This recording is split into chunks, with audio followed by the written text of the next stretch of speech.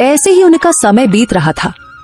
एक दिन जब रघु गाजर बेचने के लिए गया हुआ था तो पीछे से उसके खेत के पास से एक चरवाहा अपनी गायें लेकर जा रहा था। उसकी गायों ने गाजर को देखा तो रघु के खेत की तरफ दौड़ी। उन्होंने रघु के खेत से गाजर खाना शुरू कर दी। चल बस करो अब, पता नहीं किसका खेत है, मालिक आ गया तो पूरे पैसे लेगा और मेरे पास इतने पैसे नहीं हैं। चलो भागो, अब घर जाकर खा लेना। चरवाहे ने गायों को रोकने की बहुत कोशिश की लेकिन वे नहीं रुकी। उन्होंने थोड़ी ही देर में सारा खेत साफ कर दिया। चरवाहा जल्दी से अपनी गायें लेकर वहां से निकल गया। किसी की भी नजर उस पर नहीं पड़ी। रघु की कमाई का एकमात्र जरिया यही गाजरों का खेत था। वह भी अब तबाह हो गया और रघु को इस बात की कानों कान खबर नहीं थी। उधर रघु बहुत खुश था, दिल ही दिल में सोच रहा था, अब गाजर अच्छी बिक रही है।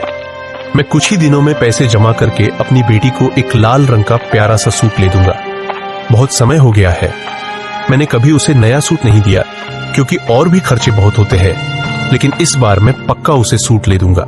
ऐसे ही ख्यालों में रघु अपने घर चला जाता है। अगले दिन सुबह रघु अपनी टोकरी लेकर गाजर तोड़ने खेत गया, लेकिन जैसे ही उसने खेत देखा, खेत देखकर उसका दिल बैठ गया। ये क्या हुआ? सारी गाजरें कहाँ गईं? ये तो पूरा खेत खाली है। फिर उसने करीब जाकर देखा तो पता चला कि कोई सारी गाजरें खा चुका था। अब वह कौन है इसका रघु को पता नहीं था। रघु बहुत मायूस हुआ। रघु की आंखों में आंसू आ गए। मेरे पास रोटी कमाने का कोई और जरिया नहीं, अब मैं क्या करूं? रघु उदास होकर घर वापस आया। घर पहुंचकर वह बेटी के पास गया।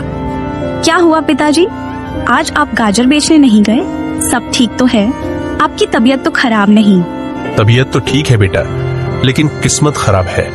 जब मैं खेत गया तो देखा कि पूरा खेत खाली है। पता नहीं कौन मेरी सारी गाजरें खा चुका है। मैंने आसपास कुछ लोगों से भी पूछा, लेकिन किसी को भी इस बात का पता नहीं। अब मैं क्या करूं? मुझे तो कुछ भी समझ नहीं आ रहा। दोबारा अगर खेत में गाजर लगाऊंगा तो 3 से 4 महीने लग जाएंगे। इतनी देर में हम क्या करेंगे? घर का खर्च कैसे चलेगा?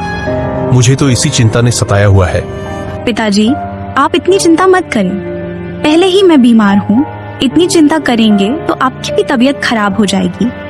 आप ऐसा करें कि जब तक नई गाजर नहीं उगती, आप किसी से काम का पता कर लें और गांव में ही कोई काम करें। हाँ बेटी, तुम सही कह रही हो। काका रामू मुझे पहले सेठ भूषण के पास काम करने को कहते थे, लेकिन कभी जरूरत ही नहीं पड़ी। अब मैं सीधे सेठ भूषण के पास ही जाता हूँ और उनके पास काम करता हूँ जब तक नई गाजर नहीं उगती। ठीक है बेटी, मैं अभी जाता हूँ, तुम अपना ख्याल रखना। रघु सेठ भूषण के पास काम का पता करने के लिए चला गया। सेठ जी, मैं आपके पास काम का पता करने के लिए आया हूँ।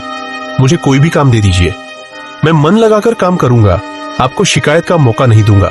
क्या हुआ रघु, तुम यहाँ काम ढूंढ रहे हो? तुम्हारी गाजर को क्या हुआ? तुम तो गाजर बेचते थे ना, फिर अचानक आज यहाँ को क्या हुआ? सब ठीक तो है ना? रघु ने सारी बात सेठ भूषण को बता दी। हाँ रघु, किस्मत तो तुम्हारी वाकई बहुत खराब है। अभी 2 दिन पहले ही मुझे एक नौकर की जरूरत थी, जो कि कल ही आया है।